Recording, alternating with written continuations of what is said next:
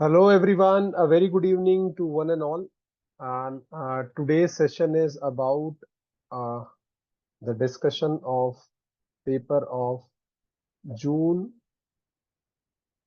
2024, right? Environmental science, and this is set X, right? So this has to be marked that this is discussion with respect to set X. I am again reminding the people that this is the discussion with respect to set X, and the copy which I have is of set X, right? So we will be doing the quick discussion, not the detailed one, because the key finally will be issued by NTA, right? And during our discussion, we will try to have the logical explanation of each and everything. In spite of all, there is a disclaimer that the final key will be accepted as per NTA, right? That is the norm or the rule, and same happen in the UPSC discussions also, that sometime the key might vary, but we will try to reach to the logical answer in the shortest possible duration so that the people have an idea about their score and what is the correct option and what is not. We will be discussing most of the questions, and this is the first session where we will be discussing starting from question number 51, and we try to cover at least 20 to 25 questions in each session. And our team is doing proper homework for these discussions, and these will not be flying into air like anything. But still, we are saying that this is the answers which we will be discussing are not the final answers. They are liable to any change posed by NTA, because sometime NTA give out of the box answer, but still we will try to justify each and everything. So let's start without wasting any time, and this is for each and everyone from the ASS community or all the other people who are there. So let's start, and we will do it in a quick and fast fashion. So let's start with the discussion of paper 2 environmental sciences, quick discussion. And this is the not a detailed one. Detailed one we will be doing soon after the solutions we will provide. So let's see the first question, which is saying that arrange the following in increasing order of weathering or vulnerability. So this question is directly from your booklet, and this is from the Golditch weathering series, if you are remembering correctly. And this question was having a strong hint that quartz is most resistant. तो quartz तो सबसे कम होगा, right? Quartz का weathering सबसे कम होगा means C should be the least, right? तो C should be the least, right? Quartz सबसे कम होगा। और अगर आप गोल्डिश वेदरिंग सीरीज को देखते हैं ध्यान से वहां पे जाके बुकलेट में, तो आपको रियलाइज होगा कि यस, जो सी है वो सबसे लास्ट में होता है। तो यहाँ पे जो सीरीज फिर आपको मिलेगी, आपको ध्यान होना चाहिए कि सी अगर सबसे लास्ट में है तो मेरे पास एक ही ऑप्शन है, which is the third option, right? तो यहाँ पे आप ये ध्यान रख सकते हैं कि प्रोबेबल जो ऑर्डर होता है वो किस तरह से होता है कि जो क्वार्ट्स है आपका वो सबसे कम वेदर करता है, right? After that we have the feldspar, right? जो आप देख सकते हैं वहां पे गोल्डिश वेदरिंग सीरीज में। After that it comes olivine and pyroxene, right? Then we have carbonate which are easily dissolvable by the change of pH, and in last we have the halite. halite मतलब NaCl, the halite rock है, easily water में soluble होती है, तो सबसे easily ये weather कर सकती है। तो यहाँ पे आप देख सकते हैं halite is A, तो most feasible as you can see, followed by carbonate which is B, followed by olivine, followed by D, feldspar, and C. So the correct answer for this question number 51 is third, and I hope most of you have marked it well. So the correct answer here is third, right? So 51 is third, right? Though any sort of changes, but I guess this is the assured answer, right? There will be questions where there is a chance of हाँ, तो वो आपको देखना पड़ेगा ना कि आपको किस ऑर्डर में करना है। वो पूछ रहा है इंक्रीजिंग ऑर्डर में, ठीक है? तो इंक्रीजिंग ऑर्डर में मतलब कि जो सबसे ज्यादा वेदर होता है उसको सबसे पीछे रखो, सबसे कम वेदर होता है उसको सबसे पीछे रखो, और जो सबसे ज्यादा वेदर होता है तो उसको सबसे आगे रखो। तो इंक्रीजिंग ऑर्डर तो यही होता है ना, राइट? तो वो चीजें तो होती रहेंगी। चलिए now move to the question number 52. Quick and fast manner में हमें इसको देखना है, because so that you have a probable idea about your score and you should start studying for the upcoming exam, right? Coming to the next question, question number 52, very easy question, and this question was there in one of the energy test, and I have already told you कि कितना भी high calorific value होगा, more the calorific value, more is the NOx production. और ये तो आपको बात हमने क्लासरूम में बताई थी गाइस कि जिसका जितना ज्यादा कैलोरीफिक वैल्यू होगा उसका उतना ही ज्यादा नॉक्स प्रोडक्शन होता है, ठीक है, ठीक है, तो उतना ही ज्यादा नॉक्स प्रोडक्शन होता है, ठीक है ना। तो अब यहाँ पे आपको पता है कि हाइड्रोजन का जो है सबसे ज्यादा आपका वैल्यू होता है कैलोरीफिक वैल्यू का, और जब भी हाइड्रोजन आपका बर्न होता है तो आपकी नॉक्स प्रोड्यूस होती है। यही इसका एक ड्रॉबैक है कि ये एज ए पोल्यूटेंट जो है, क्योंकि पोल्यूटेंट पूछा है, तो पोल्यूटेंट में आपका नॉक्स ही आएगा यहाँ पे। NOx you know, NOx is basically a indeterminate mixture of NO plus NO2. The correct answer for question number 52 is NOx. Hope all of you have marked it well and most of you might have corrected, right? है ना, तो NOx is the correct answer for here. Then let's move to question number 3. Very easy question, not tough at all, right? Question number 3 is very easy as far as the question is concerned. तो यहाँ पे आपसे पूछा है कि भाई जो आपका यूनियन मिनिस्ट्री है, so the question number 53 says what? Question number 53 says that the Union Ministry of Environment, Forest and Climate Change (MOEFCC) recently merged which one of the following two conservation scheme? तो कौन कौन सी scheme को मर्ज कर दिया गया है? तो भैया रिसेंटली जो हुआ है ना आपका, ये हुआ है कि जो आपका प्रोजेक्ट टाइगर था, राइट, प्रोजेक्ट टाइगर कब आया था? 1973 में, ठीक है, प्रोजेक्ट टाइगर आपका लॉन्च हुआ था 73 में। डिटेल में हम बहुत डिस्कशन इसका करेंगे जब आपको पूरा सोल्यूशन हम दे देंगे, है ना। हाँ, तो प्रोजेक्ट टाइगर आया 1973 में और प्रोजेक्ट एलिफेंट आया 1992 में आपका, ठीक है। तो इन दोनों को मर्ज कर दिया गया है। कहने का मतलब ये है कि आपका एक हर्बीवोर और एक कार्निवोर दोनों को मिला दिया गया है, ठीक है ना। तो सबसे बड़े ऑर्गेनिज्म और जंगल के राजों को मिलाया गया है। तो प्रोजेक्ट एलिफेंट और प्रोजेक्ट टाइगर को मर्ज कर दिया गया और ये इनिशिएटिव कंबाइनली चलेगा। तो B combines with E and hence the correct option is second. तो इसमें आपका करेक्ट ऑप्शन रहेगा गाइस नंबर 2, राइट।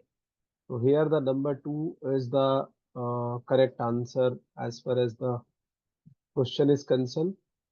तो यहाँ पे आपका प्रोजेक्ट एलिफेंट और प्रोजेक्ट टाइगर को कंबाइन कर दिया गया है और ये आपका 2 करेक्ट आंसर हो जाएगा।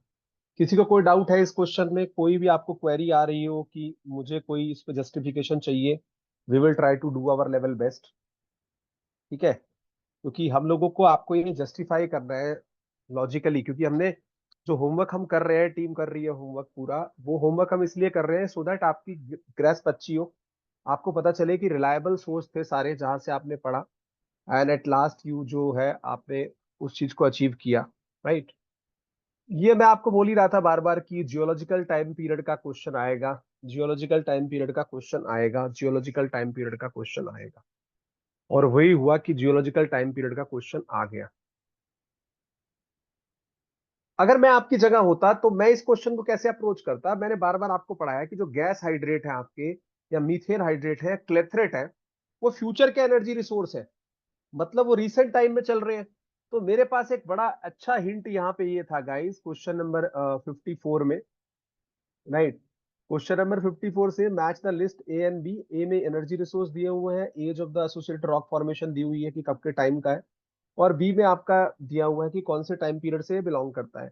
तो मैं अगर आपकी जगह होता तो मैं क्या करता कि मैं ये देखता कि भाई मेरे लिए बहुत इजी ऑप्शन क्या है। तो मैं बार बार आपको पढ़ाता रहा हूँ, बार बार आपको ये बोलता रहा हूँ कि गैस हाइड्रेट या क्लेथरेट जो है, मीथेन .6H2, वो आपके रीसेंट एनर्जी रिसोर्स है, फ्यूचर एनर्जी रिसोर्स है। हमने बुकलेट में भी आपको पढ़ाया, 2 जगह पे पढ़ाया, और लकीली इस बार बहुत सारे क्वेश्चन आए क्लेथरेट से, राइट।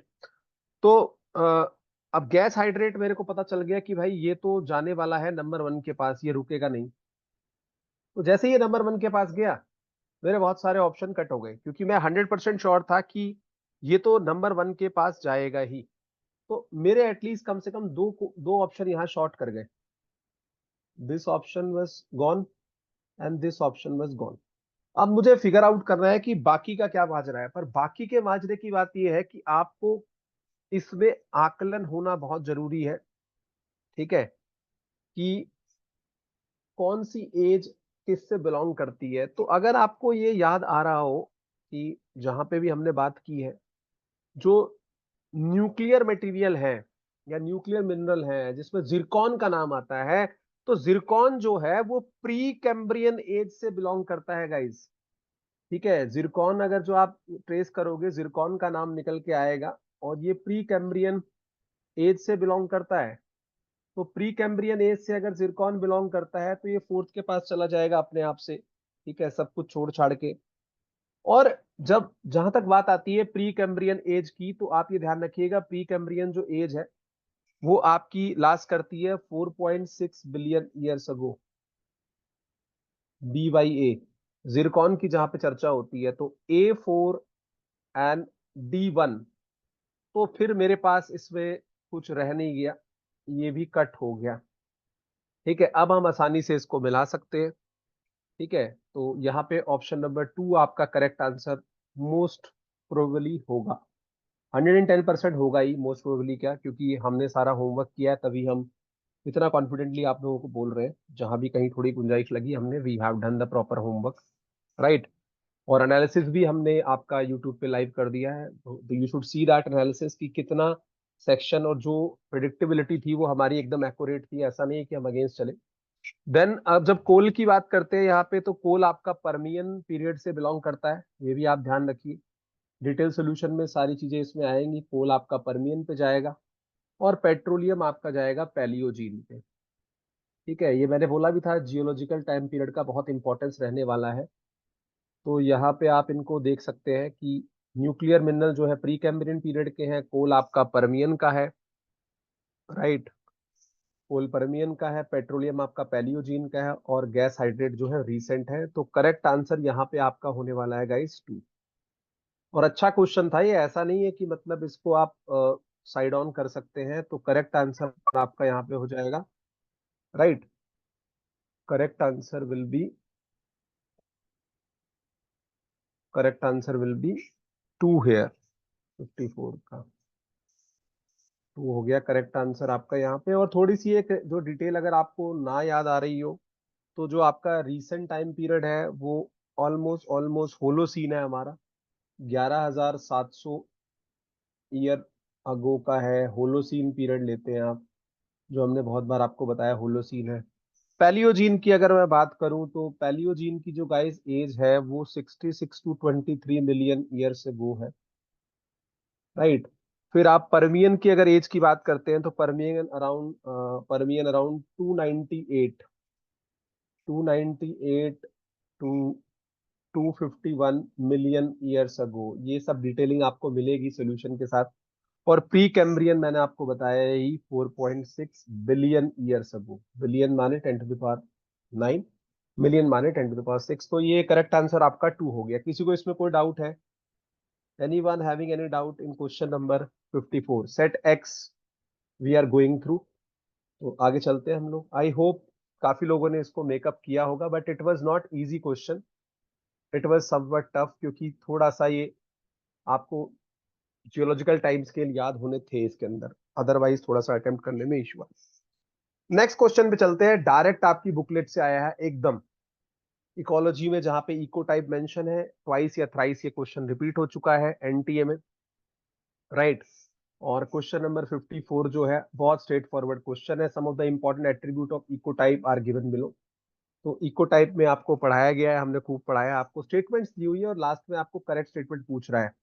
तो पहली स्टेटमेंट को देखते हैं, eco type have clear differences in morphology, physiology and phenology. ये स्टेटमेंट बिल्कुल ठीक है गाइस. दूसरी स्टेटमेंट की जब आप बात करते हैं, that eco type are potentially infertile with other eco type of the same species, right. तो ये भी स्टेटमेंट आपका करेक्ट जाएगा, राइट. देन इकोटाइपिक ये सारे स्टेटमेंट वहां मिलेंगे आपको। Ecotypic differentiation generally occurs over a wide range of environmental condition, ये भी बिल्कुल सही बात है। इनका जो मैंने लिंक शेयर किया था आपको जब मैं पढ़ा रहा था इकोलॉजी में, तो इकोलॉजिकल एम्पलीट्यूड या रेंज ऑफ टॉलरेंस बहुत ज्यादा होती है, राइट, ये भी आपको याद आ रहा होगा वहां पे। तो ये तीनों स्टेटमेंट यहाँ पे ठीक है। चौथी स्टेटमेंट थोड़ी सी इसलिए मुझे लगता है क्योंकि कोई ऑप्शन आपको दिख नहीं रहा, क्योंकि इसमें इकोटाइपिक पॉपुलेशंस कह दिया, ठीक है। तो वो दो अलग अलग स्पीशीज भी हो सकती है जो पॉपुलेशंस है, तो वहां पे थोड़ी सी गड़बड़ है। और मोस्ट प्रोबेबली जो इसका करेक्ट आंसर आपको मिलेगा वो थर्ड मिलेगा मेरे हिसाब से, आना चाहिए। एनटी की जब की आएगी वहां भी, तो third is the correct answer. A B and C यही तीनों करेक्ट स्टेटमेंट है, चौथी स्टेटमेंट को मैं करेक्ट में नहीं रखूंगा। तो 55 का मोस्ट प्रोबेबल आंसर जो है थर्ड है आपका, तो ये ध्यान रखिएगा। Question number 55 third is the most probable answer, right. क्योंकि अभी हम ये बिफोर एनटीए डिस्कशन कर रहे हैं, तो इसमें प्रोविजन ऑफ इम्प्रूवमेंट है, बट हमने अपनी पूरी कोशिश करी है पूरी टीम ने कि एक लॉजिकल कंक्लूजन पे पहुंचे मोस्ट ऑफ द क्वेश्चंस के, सो दैट स्टूडेंट को उससे एक डायरेक्शन मिले। आगे चलते हैं, बड़ा इजी क्वेश्चन है, मेमोरी बेस्ड क्वेश्चन है 56, जहां पे सिर्फ आपको अगर ईयर याद हो तो आप इजीली क्लिक कर सकते थे। तो वन बाय वन हम चलेंगे इसमें। तो क्वेश्चन क्या कहता है गाइस, ध्यान से देखिएगा। क्वेश्चन आपको बहुत सिंपल है। क्वेश्चन में कहता है arrange the following policies related to environment in chronological order from first to the last, मतलब सबसे पुराना कौन था और आज के टाइम में कौन है, सबसे नया कौन है, उसमें आपको अरेंज करना है। तो जैसे जैसे मैं लिखूंगा वैसे वैसे मुझे समझ में आएगा, लेकिन यहाँ पे भी एक बहुत अच्छा हिंट था कि सबसे पहले इंडिया में जब बात हुई थी पुराने समय से, तो फॉरेस्ट कंजर्वेशन की बात हुई थी। और अगर आपको याद आता हो तो 1952 में ये फॉरेस्ट पॉलिसी वाला क्वेश्चन बहुत बार आया हुआ है। तो नेशनल फॉरेस्ट पॉलिसी गाइड जो थी वो 1952 में आपकी फ्रेम हुई थी, राइट। उसके बाद जब थोड़ा थोड़ा करके, जैसे आपका सेस एक्ट आया 74 में, 77 में, and water conservation and prevention pollution act आया आपका 74 में, तो उसी के आसपास आपकी थोड़ी आगे जाके वाटर पॉलिसी भी बनी। तो ये 1987 में आपकी वाटर पॉलिसी फॉर्म हुई थी पहली बार इंडिया के अंदर, ये भी ध्यान रखिएगा। उसके बाद जो आपकी नेशनल एग्रीकल्चर पॉलिसी थी गाइस, वो जुलाई 2000 में आपकी फॉर्म की गई थी बाय द इंडियन गवर्नमेंट। और जो इन्वायरमेंटल पॉलिसी है, नेशनल इन्वायरमेंटल पॉलिसी, वो 2006 में पहली बार एग्जिस्टेंस में आई थी आपकी। और ये national clean air programme NCAP जिसको आप कहते हैं, ये तो 2019 में आया, बड़ा लेटेस्ट है। हमने भी इसमें कुछ कुछ काम किया when we were the part of the PhD. तो ये जनवरी 2019 में लॉन्च हुआ था एनकैप, और काफी सारे इंस्टीट्यूट इस नेटवर्क का पार्ट है इंडिया के अक्रॉस, राइट। नोडल जो है एजेंसी वो आईआईटी कानपुर है, if I am not wrong. और काफी आईआईटी दिल्ली के भी काफी सारे लोग हैं, अलग अलग जगहों के लोग हैं, ठीक है। लकीली मेरी सुपरवाइजर भी इसमें थी, तो मुझे इसलिए याद है कि नेशनल क्लीन एयर प्रोग्राम जो है 2019 में आया था, right, when we were about to finish our PhD. तो ये अब इसको आप अगर क्रोनोलॉजिकल ऑर्डर में अरेंज करें, जो पहला था और आखिरी था, तो सबसे पहले तो नेशनल फॉरेस्ट पॉलिसी थी, तो डी सबसे पहले था। उसके बाद नेशनल वाटर पॉलिसी थी 1987 में, ई उसके बाद आएगा। फिर आपका आ जाएगा नेशनल एग्रीकल्चर पॉलिसी ए 2000 में। Then you will be having national environmental policy 2006, और उसके बाद आपका आ जाएगा B which is national clean air programme. तो यहाँ पे गाइस करेक्ट आंसर थर्ड होगा आपका। ये भी कुछ कुछ मेमोरी बेस्ड क्वेश्चन था, अगर आपको ईयर्स याद नहीं है तो it is difficult to relocate this question. तो इसको भी मैं मॉडरेट लेवल का क्वेश्चन रखूंगा, बहुत हैवी रेंज का क्वेश्चन तो ये नहीं था, मॉडरेट था। कुछ ऑप्शंस इजीली लोगों को पता हो सकते थे। National forest policy was a easy guess. तो correct answer for 56 is third, D E A C B, increasing order ये है। क्या ये सबको क्लियर है, जल्दी बताइए। Anyone having any doubt till here? आगे चलते हैं, क्योंकि ये क्विक डिस्कशन है तो हमें टाइम को मैक्सिमली यूटिलाइज करना है। चलिए आगे चलते हैं, क्वेश्चन नंबर 57 पे चलते हैं। क्वेश्चन नंबर 57 पे चलते हैं हम लोग, और यहाँ पे भी ये बड़ा अच्छा क्वेश्चन है, और इसकी काफी चर्चा भी हुई थी जब ये न्यूज में भी रहा था, जब ग्लोबल फूड सिक्योरिटी इंडेक्स 2022 की रिपोर्ट आई थी, राइट, आज से 2 साल पहले। और इस पे थोड़ा सा यूपीएससी में भी एक बार टच किया गया question. Arrange the following countries in increasing order of rank as per the global food security index report 2022। तो इसमें ये ध्यान दें आपकी जो आपका चाइना है गाइस, चाइना को इसमें काफी अच्छी रैंकिंग मिली हुई है एंड चाइना का जो रैंकिंग है इसमें वो 25 है। ठीक है। और चाइना के बाद आपका नंबर आता है इंडिया का। इसमें इंडिया का रैंकिंग इसमें 68 है। इस इंडेक्स में 68 इंडिया का रैंकिंग है। फिर बारी आती है आपकी नेपाल की गाइस। नेपाल का जो रैंकिंग है वो 74 है इस प्रोग्रेस रिपोर्ट में। और फिर श्रीलंका है आपका। श्रीलंका का जो रैंकिंग है गाइस वो 79 है। और लास्ट में आपका बांग्लादेश है गाइस। उसका रैंकिंग जो है वो 80 के आसपास है। 80 ही है, 80 के आसपास के है। तो बस आपको ये भी अरेंज करना था ग्लोबल फूड सिक्योरिटी इंडेक्स में। अब इसको आप कैलकुलेटेड गैस इसलिए ले सकते हैं क्योंकि चाइना में काफी प्रोडक्शन पे जोर है और काफी प्रॉस्पेरस है। और देखा जाए भले ही वो एशिया में हो लेकिन वो equivalent to a very good developed country. और वो शायद सारी चीजें बाहर डिस्क्लोज नहीं करते हैं but they are doing really very well, right, as far as the technology and the production is concern. बाकी एस्पेक्ट का तो थोड़ा इशू है। तो वहां पे कोई अ, ऐसी खाने पीने की इतनी किल्लत नहीं है। फूड सिक्योरिटी में अच्छे खासी रैंक वो करते हैं। तो सबसे कम इसमें आपका चाइना था। उसके बाद इंडिया का नंबर आता है। हम 68 रैंक करते हैं आज भी फूड सिक्योरिटी इंडेक्स में, then followed by Nepal, Sri Lanka and Bangladesh. तो करेक्ट आंसर गाइज यहाँ पे 2 हो जाएगा क्वेश्चन नंबर 57 का। इसमें कुछ ज्यादा सोचना नहीं है। ये भी अगर किसी ने थोड़ा सा लुक दिया हो इसको फूड सिक्योरिटी इंडेक्स रिपोर्ट को तो ये तभी क्वेश्चन आप डील कर पाते, वरना ये शायद डील नहीं होता क्वेश्चन। क्लियर है? ठीक है। तो आई गेस 57 का जो आंसर है आपका बी रहेगा। ठीक है, ये ध्यान रखिएगा। चलिए आगे चलते हैं। मोस्ट प्रोबेबली बी ही आना चाहिए जब की आएगी, तो मुझे ऐसा लगता है। ठीक है। अगला क्वेश्चन भी बड़ा अच्छा क्वेश्चन है बट ये थोड़ा सा सॉर्ट ऑफ लाइक, हाँ, थोड़ा सा sort of like detail question है। मतलब इस तरह का आइडिया हर बच्चे को शायद नहीं होता, राइट।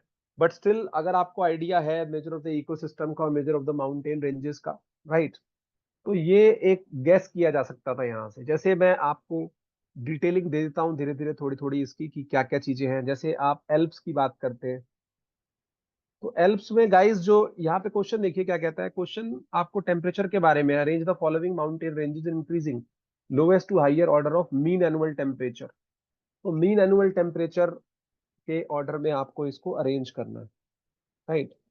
तो जब आप इसको देखते हैं तो आपको यहाँ पे दिखाई देगा कि मीन एनुअल टेम्परेचर ऑर्डर में अगर मुझे अरेंज करना है तो एल्प्स जो है वहां पे हमेशा ही लेस देन जीरो टेम्परेचर रहता है ऑलमोस्ट। ठीक है, मतलब नेगेटिव में होगी, कोई वैल्यू होगी, हम इस बात को एग्री करते हैं। दूसरा, जब आप बात करते हैं एंडीज की, ठीक है ना, तो एंडीज में टेम्परेचर रहता है आपका, एंडीज में टेम्परेचर रहता है 5 से 25 डिग्री के आसपास। ठीक है, जो एनुअल टेम्परेचर है। उसके बाद जब आप बात करते हैं इथोपियन हाईलैंड की गाइस, ठीक है, इथोपियन हाईलैंड, तो यहाँ पे टेम्परेचर रहता है 15 से 20 डिग्री से। ठीक है। हिमालय की अगर हम बात करें तो हिमालय का भी काफी वेरिएशन है। और आपको ये तो बात पता ही है कि माइनस में ही रहता है। तो -8 से लेके -29 डिग्री सेल्सियस के आसपास एनुअली टेम्परेचर रहता है। और रॉकी माउंटेन की अगर बात करें हम, ठीक है, तो वहां पे -7 डिग्री सेल्सियस के आसपास एनुअल टेम्परेचर आपका रहता है। अब जब आप इसको देखेंगे तो फिर आप देख के अरेंज कर ही लेंगे कि सबसे कम पे तो रॉकी स्टैंड कर रहा है -7। ठीक है, -7 तो लोवेस्ट है। और उसके बाद आपका आ जाएगा Himalaya, then we will be having Alps, उसके बाद इथोपियन हाईलैंड होगा और फिर आपका एंडीज होगा अगर हम एनुअल टेम्परेचर में जाएं। तो करेक्ट आंसर यहाँ पे जो गाइस होना चाहिए वो थर्ड होना चाहिए एज पर आवर रिसोर्सेस। और मोस्ट प्रोबेबली एनटीए में भी ये थर्ड ही आएगा। तो 58 इज थर्ड।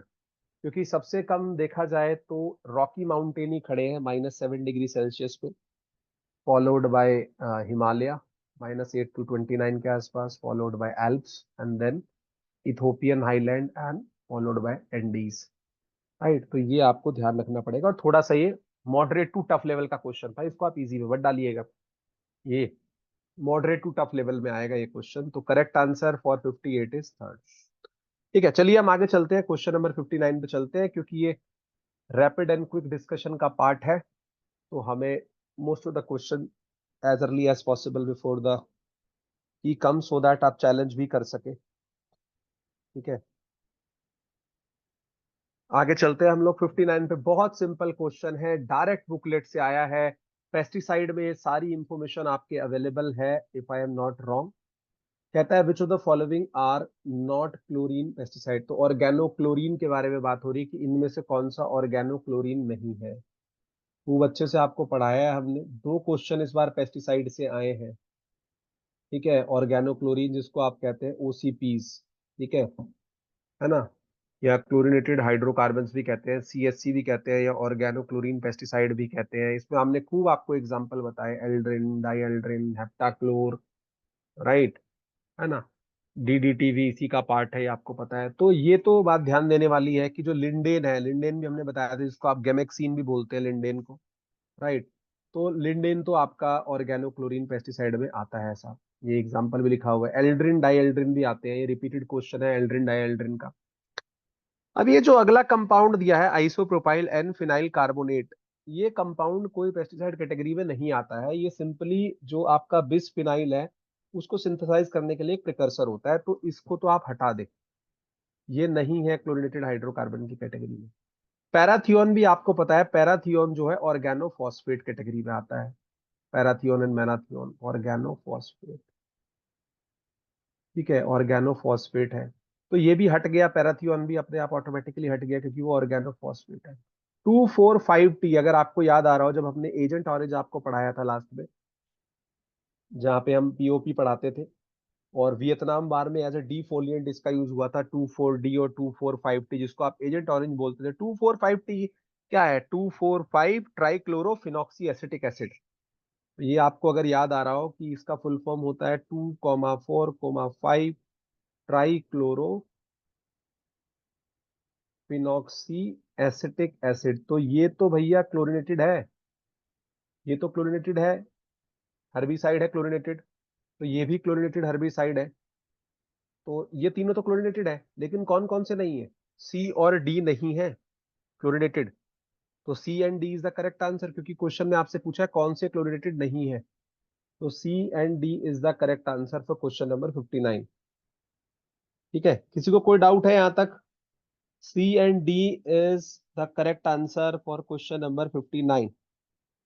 ठीक है, सी एंड डी आपका करेक्ट आंसर में आएगा 59 में, ये मैं आपको बता रहा हूँ।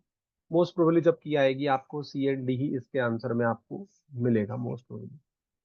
ठीक है, but we are acceptable to any sort of change, हम अपनी तरफ से प्रोबेबल एक आंसर आपको पॉइंट आउट कर रहे हैं with logic, right, but that the final answer key will be issued by NTA.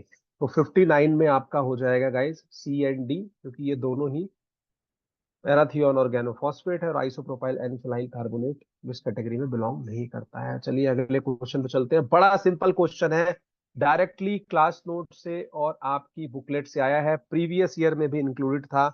Integrated solid waste management, easy category में क्वेश्चन को डालेंगे। आपसे पूछता है which of the following is not a part of ISWM, integrated solid waste management का कौन सा part नहीं है। तो जहां पे आप वो 5R की बात करते हैं, reduce reduce reduce recycle refuse, right, recovery, right, है ना, तो रिड्यूस, ये सारी जो बातें होती है वो आपकी इंटीग्रेटेड सॉलिड वेस्ट मैनेजमेंट में भी आती है। तो मैं ये कह दूं कि यस, पॉइंट सोर्स रिडक्शन या रिड्यूस, सोर्स रिडक्शन बोलिए आप या रिड्यूस बोलिए, एक ही बात होती है। जो आप पॉइंट सोर्स रिडक्शन करते हैं, या इसको रिड्यूस भी कह देते हैं बहुत से लोग, ठीक है, ये है। रिसाइकलिंग भी उसका पार्ट है, तो रिसाइकलिंग भी है। और लास्ट में डिस्पोजल आपका जो लैंडफिल पे होता है वो भी उसका पार्ट है। लेकिन लाइफ साइकिल असेसमेंट जिसकी हम बात करते रहे हैं, कि right from the starting of the procurement of the raw material till the disposal of a product, जिसको हम बोलते हैं क्रेडल टू ग्रेवयार्ड पॉलिसी, मैंने डिस्कशन भी किया था 2023 में, ये था लाइफ साइकिल असेसमेंट का क्वेश्चन दिसंबर में। काफी सारे क्वेश्चन आपके 15 से 20 क्वेश्चन तो दिसंबर 2023 के सोल्यूशन से ही है, और उसके पीछे मार्च और जून से भी काफी सारे हैं। तो ये काफी इजी रेंज का पेपर है ओवरऑल। तो लाइफ साइकिल असेसमेंट जो है वो इंटीग्रेटेड सॉलिड वेस्ट मैनेजमेंट में नहीं आता। लाइफ साइकिल असेसमेंट में तो हम जज करते हैं कि right starting from the production till disposal तक इस प्रोडक्ट का क्या हुआ। तो करेक्ट आंसर गाइज यहाँ पे आपका हो जाएगा लाइफ साइकिल असेसमेंट। तो question number 60 the correct answer is fourth. Life cycle assessment यहाँ पे एक्यूरेट आंसर होना चाहिए as per our observation and our homework. और मोस्ट प्रोबेबली जब की आएगी तो आपको ये फोर्थ ही आंसर इसमें मिलेगा। आगे चलते हैं, हम क्वेश्चन नंबर 61 पे चलते हैं। ठीक है, क्वेश्चन नंबर 61 पे चलते हैं हम लोग। ठीक है, क्वेश्चन नंबर 61 भी बड़ा इजी क्वेश्चन है। जिन लोगों ने साथ में पढ़ा है, एनर्जी की यूनिट मैंने ही पढ़ाई थी इसलिए मुझे याद है। तो बड़ा ही इजी और बड़ा ही अच्छा गैस है। देखो कई बार क्या होता है ना, एक चीज आपको मल्टीपल टाइम प्ले करती है। यहाँ पे भी मेरे पास हिंट के पास बहुत सारी चीजें, 61 में दोनों लिस्टों को आपको मैच करना है। ये टीचर गलती से कोल टाइप लिख बैठा, कोल टाइप ना होके यहाँ पे आपका होना था फ्यूल टाइप या मिनरल टाइप। तो इसमें एक ये गलती है कि कोल टाइप नहीं है सारे, फ्यूल टाइप या मिनरल टाइप। और डिपॉजिट किस तरह के होते हैं, तो सिंपल सी बात है, मैं आपकी जगह होता तो मैं फिर से अपने लॉजिक को पकड़ के चलता और मुझे याद आता गैस हाइड्रेट, तो क्लेथरेट पे जाता मैं सीधा, क्योंकि फ्यूचर एनर्जी रिसोर्स है गैस हाइड्रेट क्लेथरेट CH4.6H2O। तो D1, जैसे ही मेरे पास D1 आएगा गाइज, मेरे पास कुछ ऑप्शन एलिमिनेट हो जाएंगे। ये कट जाएगा मेरा और ये भी मेरा कट जाएगा, दोनों ऑप्शन एलिमिनेट हो गए। अब आपके चॉइसेस कम है, लेकिन D1 दो ऑप्शन में है। और उसके बाद जब मैं आपको पेट्रोलियम पढ़ाता था, क्रूड ऑयल का फ्रैक्शन डिस्टिलेशन पढ़ाता था, तो मैं आपको ये बताता था कि जहां पे जाके ऑयल, आपके ऑयल ट्रैप्स हमने वहां पढ़े थे, तो ऑयल जो है या क्रूड ऑयल जो है उसको आप इजीली ले जा सकते हैं ट्रैप के पास। ठीक है, तो ऑयल जो आपके पेट्रोलियम है वो जाएंगे ऑयल ट्रैप। तो बी चले गए 3 के पास। तो जैसे ही B3 के पास गए, आपका काम बहुत आसान हो गया। आपको दिख गया कि D1 और B3 तो एक ही ऑप्शन में। लेकिन फिर भी मैं आपको बता दूं इसमें थोड़ी थोड़ी और इंफॉर्मेशन, कि जैसे जो आपके कोल होते हैं, तो कोल में एक पूरा सीलेंट टाइप की स्ट्रक्चर बनती है जिसको हम बोलते हैं आपका सीम। ये हम डिटेल डिस्कशन में देखेंगे। तो कोल हैव ऑलवेज अ सीम। और जो न्यूक्लियर मिनरल है आपके, वो प्लेसर डिपॉजिट होते हैं, जैसे जिरकॉन है। ठीक है, वो प्लेसर डिपॉजिट होते हैं। तो जिरकॉन भी प्लेसर डिपॉजिट में ही आता है। तो nuclear mineral will be going to 4। ठीक है, तो ये ए आपका जो कोल है वो 2 पे चला जाएगा, सीम हो जाएगा। बी जो है आपका वो चला जाएगा थर्ड पे, पेट्रोलियम मैंने बोला जो ऑयल ट्रैप्स है आपके, माइग्रेशन में पढ़ा था, ऑयल माइग्रेशन में हमने एनर्जी। सी जो है आपके न्यूक्लियर मिनरल, वो प्लेसर पे चले जाएंगे, नंबर 4। और जो गैस हाइड्रेट है क्लेथरेट, ये आपको पता है methane hydrate future energy resource है। तो ये तो डेफिनेटली ये आपके चले जाएंगे 1 के पास। तो करेक्ट आंसर 61 में आपका हो जाएगा गाइस थर्ड। करेक्ट आंसर आपका 61 का हो जाएगा थर्ड। ये थर्ड आपका जो है 61 का करेक्ट आंसर आपका हो जाएगा। आई होप किसी को कोई डाउट नहीं होगा। और मोस्ट प्रोबेबली जहां तक हमें लगता है कि 61 का आंसर आपको थर्ड ही मिलेगा। ऑल द लॉजिक से ये आंसर थर्ड ही बैठता है। ठीक है, हम लोग ये एक प्रोबेबल डिस्कशन कर रहे हैं, टू बी वेरी क्लियर। और we are acceptable to all the changes as issued by NTA. But हमारा मोस्ट प्रोबेबली आइडिया 99% एक्यूरेट रहेगा, क्योंकि काफी होमवर्क हम पूरी टीम कर रही है इसके पीछे। ऐसा नहीं है कि हमने ऐसे ही ओवरनाइट डिस्कशन स्टार्ट कर दी है, राइट।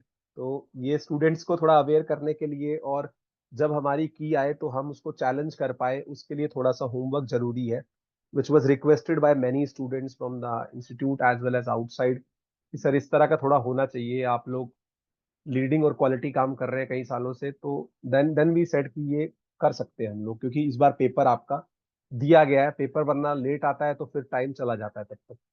ठीक है, वो एक दिक्कत होती है, जब तक पूरा क्वेश्चन सामने ना हो तो कैसे आदमी उसको डिफेंड करे। मेमोरी बेस्ड चीज पे आप नहीं कर सकते हैं काम। ये क्वेश्चन फिर से रिपीटेड है गाइस। ये आपको याद आ रहा होगा कि दिसंबर 2023 में एक क्वेश्चन था और वहां पे कंपोस्ट लिख दिया गया था ह्यूमस के बजाय। तो ये बहुत सिंपल क्वेश्चन है, कोई कंफ्यूजन नहीं होनी चाहिए। सारी स्टेटमेंट बुकलेट से ली गई है। चूज द करेक्ट स्टेटमेंट पूछा है आपसे। पहली statement, humus give soil its dark colour. Obvious सी बात है, ये डेफिनेशन में लिखा हुआ है। ठीक है, कि डार्क कलर अमोर्फिक सब्सटेंस, ये डेफिनेशन में ही है, तो ये तो करेक्ट स्टेटमेंट है। दूसरी स्टेटमेंट आपसे पूछता है कि humic acid is insoluble in acid. मैंने आपको बताया था कि जो ह्यूमिक एसिड होता है वो बेस में सॉल्युबल होता है, एसिड में इनसॉल्युबल होता है। तो ह्यूमिक एसिड जो है वो सॉल्युबल इन बेस। ठीक है, तो ये स्टेटमेंट भी ठीक है क्योंकि इनसॉल्युबल इन एसिड होगा। फल्विक एसिड आपको जो याद आ रहा होगा दोनों में सॉल्युबल होता है, तो fulvic acid is soluble in acidic solution as well as basic, ये दोनों में सॉल्युबल होता है। तो ये स्टेटमेंट भी करेक्ट है, बोथ एसिड एंड बेस में सॉल्युबल होता है। फिर हमने आपको बताया कि जो ह्यूमिक एसिड जो है has lower oxygen content compare to fulvic acid. बिल्कुल सही बात है, जो फल्विक एसिड होता है उसमें ऑलमोस्ट 2 टाइम्स ज्यादा ऑक्सीजन होती है, ये डिटेल डिस्कशन में आपको मिलेगा। तो फल्विक एसिड जो है उसमें ऑक्सीजन कंटेंट जो है वो ट्वाइस होता है as compare to humic acid के, ये ध्यान रखिएगा। तो ये स्टेटमेंट भी आपका ठीक हो गया गाइस। और last but not the least, ये तो आपको पता ही है कि क्ले पार्टिकल जो है वो कोलाइड की तरह एक्ट करते हैं, चाहे वो वाटर में डिजोल्व हो क्ले, चाहे अलग से पड़ी हो तो कोलाइड की तरह एक्ट करेंगे। तो यहाँ पे सारे ही ऑप्शन करेक्ट है, ए बी सी डी। तो करेक्ट आंसर आपका जो मोस्ट प्रोबेबली एनटीए देगा वो फोर्थ आंसर इसमें होना चाहिए 62 में, as per all the resources available. तो 62 शुड बी फोर्थ। ठीक है, fourth is the most appropriate answer for 62। Right, I hope ये सबको क्लियर होगा। और डिटेल हम सोल्यूशन आपको लाएंगे अभी with in a month, most probably इस बार और जल्दी दिया जाएगा। ठीक है, क्योंकि काफी एडिशनल इंफॉर्मेशन और हेल्प उसमें स्टूडेंट को मिलती है, और वो पूरे इंडिया में no one writes in that much of depth. ये हमें भी एनालिसिस है, ये स्टूडेंट को भी पता है, उसमें क्वालिटी रहती है। जैसे दिसंबर वाले से जो स्टूडेंट पढ़ के गए हैं उनको बेनिफिट मिला है, डायरेक्ट बेनिफिट मिला है 30-30 क्वेश्चन। ये क्वेश्चन भी रिपीटेड क्वेश्चन है गाइस, 63 भी। और ये डाटा आपकी सेलेक्टेड सोल्यूशन में और बुकलेट में अवेलेबल है। 63 का arrange the following surface in decreasing order of albedo, तो मैं तो कुछ इसमें डिक्रीजिंग ऑर्डर ऑफ एल्बिडो में मुझे इसको अरेंज करना है। ठीक है, तो अब फिर डिक्रीजिंग ऑर्डर में है तो मतलब जिसकी सबसे ज्यादा है वो सबसे आगे होना चाहिए, क्योंकि ऑर्डर आपका डिक्रीजिंग है। ठीक है, आप ये ध्यान रखिएगा, इसमें जो ऑर्डर है आपका वो डिक्रीजिंग ऑर्डर है। तो पहले तो हम लिख लेते हैं। अब लिखने का भी इसमें ये आपको पढ़ाया गया, हमने पढ़ाया कि फ्रेश स्नो का मैक्सिमम होता है, फ्रेश स्नो का मैक्सिमम होता है, तो सबसे आगे मेरा होना चाहिए डी। और फ्रेश स्नो के बाद होनी चाहिए ओल्ड स्नो, उसके बाद होना चाहिए बी। तो ये तो मुझे श्योर था। तो जैसे मुझे श्योर था कि डी का सबसे ज्यादा होगा और बी का सबसे कम होगा, तो मेरे को ज्यादा दिमाग लगाना नहीं था, डाटा याद हो चाहे ना हो। मुझे करेक्ट आंसर मिल गया, मुझे फर्स्ट मिल गया कि डी के बाद बी है। लेकिन फिर भी हम डाटा को ये देख लेते हैं कि भाई क्या क्या इसमें डाटा होना चाहिए था। तो हम अगर एक छोटी छोटी बात करें यहाँ पे कितना कितना है, तो एक फटाफट से क्विक रिकैप ले लेते हैं। तो जब मैं बात करता हूँ फ्रेश स्नो की, ठीक है, तो मैं वही मार्क कर देता हूँ, ज्यादा अच्छा रहेगा। जो फ्रेश स्नो है गाइस उसका करीबन करीबन 0.8 to 0.9 होता है, वैसे तो बुक लिखती है 100%। जो आपकी ओल्ड स्नो है जो थोड़ी पुरानी हो जाती है बर्फ, राइट, 0.4 के आसपास होता है। उसके अलावा अगर मैं बात करूँ सैंड की, तो सैंड की 0.35 के आसपास होती है एल्बिडो या रिफ्लेक्टेंस। और अगर मैं बात करूँ वेट अर्थ की, तो वेट अर्थ की करीबन करीबन 0.31 के आसपास होती है गाइस। और आपके जो फॉरेस्ट होते हैं उनकी 0.15 to 0.18 होती है। हमने लिटरेचर भी ऐड किया हुआ है, आपके जितने भी सॉल्यूशंस है सब कुछ है उसमें, काफी काम हुआ हुआ है ऑलरेडी। ठीक है, एल्बिडो इज द रिफ्लेक्टेंस। ठीक है, एल्बिडो रिफ्लेक्टेंस होता है, एल्बिडो आपको पढ़ाया भी गया है क्लाइमेट चेंज में जब आप पढ़ते हैं। रिफ्लेक्टेंस होता है कितना आया और कितना रिफ्लेक्ट हुआ सनलाइट, उसको हम एल्बिडो कहते हैं, उस रेशो को। ठीक है, amount of sunlight reflected to that of received. ठीक है, वहां पे काफी डिटेल है, क्लाइमेट चेंज के लेक्चर में आपको मिलेगी। ठीक है, मैंने ही पढ़ाया यूनिट तो मुझे पता है, और इस बार लकीली 13 क्वेश्चन है यूनिट से। ठीक है, तो यहाँ पे अरेंज करना हमारे लिए बहुत आसान हो गया, आप अरेंज कर सकते हैं। सबसे ज्यादा आपका फ्रेश स्नो का होगा, उसके बाद आपका आएगा be old snow, then A sand का आएगा क्योंकि 0.35 है, देन आपका आएगा ई वेट अर्थ 0.31 के आसपास है, और लास्ट में फॉरेस्ट का आएगा। तो करेक्ट आंसर आपका हो जाएगा गाइस यहाँ पे फर्स्ट, 63 इज फर्स्ट, CEABD, क्योंकि डी का मैक्सिमम है और डिक्रीजिंग ऑर्डर में पूछ रहा है। आई होप ये सबको क्लियर होगा। क्वेश्चन नंबर 63, ये हम सेट एक्स का डिस्कशन कर रहे हैं, ठीक है। हाँ, जिन्होंने पढ़ा है उनका तो ठीक होना ही है प्रीति, इसमें कोई दो राय वाली बात नहीं है। जो पूरे लेक्चर्स पढ़ के गए हैं, सारी एक्टिविटी जो बताई गई है, असाइनमेंट किए हैं, सिलेक्टेड सॉल्यूशन पढ़े हैं, बुकलेट्स पढ़ी है, टेस्ट दिए हैं, तो उनका होना ही है है ना। तो ये ध्यान रखिएगा। तो करेक्ट आंसर 1 आ गया, ठीक है। चलिए, 64 तो बहुत ही इजी क्वेश्चन है, डायरेक्टली बुकलेट की लाइंस है, पहले भी क्वेश्चन आ चुका है, इजी क्वेश्चन के लेवल में है। कीस्टोन स्पीशीज स्पीशीज ये मैंने आपको बताया था कि less in number but having pronounce effect और मोर इफेक्ट ऑन द, ठीक है ना, ठीक है। तो प्रोनाउंस इफेक्ट, हाँ मैंने सबसे ज्यादा फ्रेश स्नो का ही बोला है, ठीक है, और वो सबसे आगे आनी चाहिए, ठीक है ना।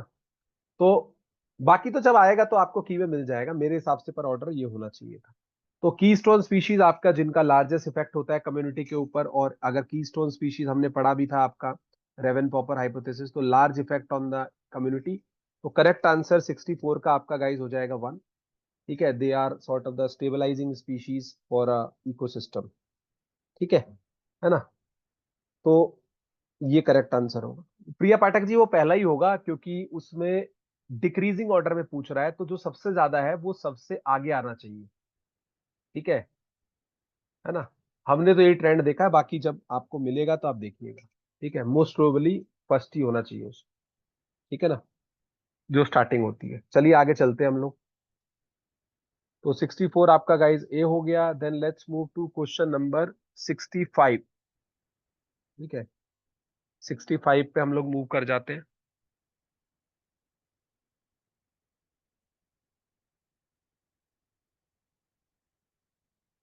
हाँ, 65 पे हम लोग मूव कर लेते हैं,